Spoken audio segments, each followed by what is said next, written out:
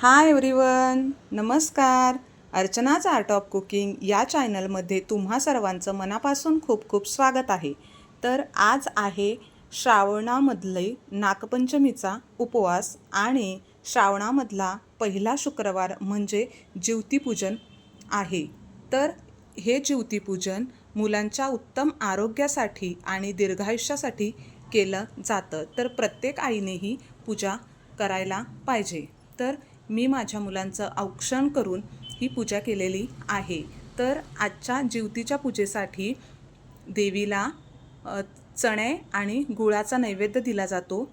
मी नैवेद्याचं ताटसुद्धा तयार केलेलं आहे आणि एका सवाष्णीला हळदी कुंकू करून तिची ओटी भरली जाते. तर माझी ही आजची पूजा तुम्हाला कशी वाटली कमेंट करून नक्की सांगा.